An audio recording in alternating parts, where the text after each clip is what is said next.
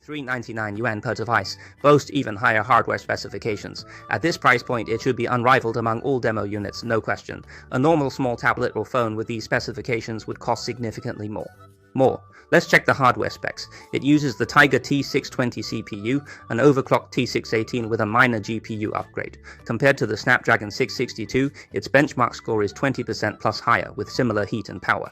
The Tiger excels in Android games. Both smoothly run PSP emulators. PS2 is extremely demanding.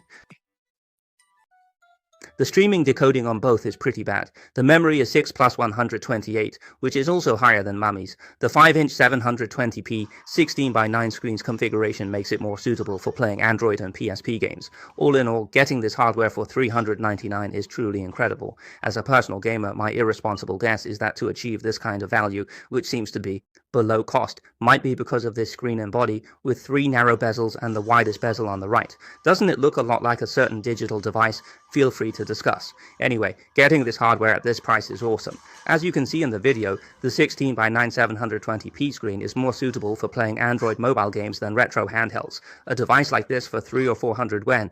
The device can already smoothly run Honor of Kings at native full frame rate on low settings, and Battle Royale games pose no issue either. Holding it with both hands definitely feels far better than using a phone screen, and it also includes active cooling for stable, prolonged gameplay. Regarding the buttons and grip, it features a whole joystick, ensuring long-term durability, but they opted for the small NS joystick, so the joystick's motion range is very narrow, reducing perfection. The D-pad floating wheel design, similar to a slim Sega version, prevents accidental presses and feels fine when rotated, but like the joystick, its overall range of motion is somewhat small. The A, B, X, Y buttons, featuring micro switches and conductive rubber, offer soft presses with quick bottom-out feedback. The main drawback is the short key travel. Is super short and the feel is very distinct from the conductive rubber. The back buttons are used less often and have a standard micro switch feel.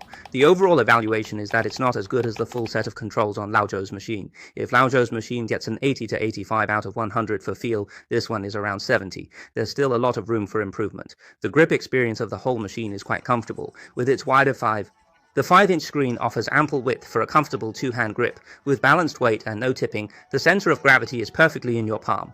This deserves praise. For vertical designs, width and stable balance are critical for long-term play. In short, at 399 yuan, it's an incredible value.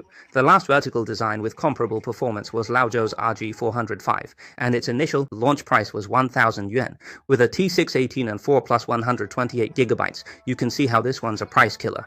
Performance and gaming met my expectations. The 16:9 screen perfectly emulates PSP, and Android mobile games play easily. It's also great for videos or TikTok. Highly recommended for PSP and Android mobile game fans. It can fulfill your gaming and other entertainment needs. And for those I wouldn't recommend it to, if you're looking for Snapdragon 865 level performance at this $399 price point, you need emulators with perfect retro game aspect ratios, flawless PS2 and NS small game emulation, and high-speed streaming and decoding.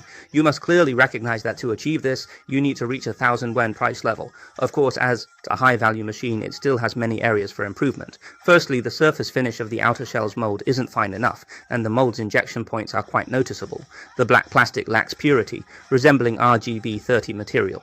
As for colors, a more modern touch would be nice. They could check out Laojiang's GKD mini series, and if the button feel and joystick could be enhanced, it would be truly perfect.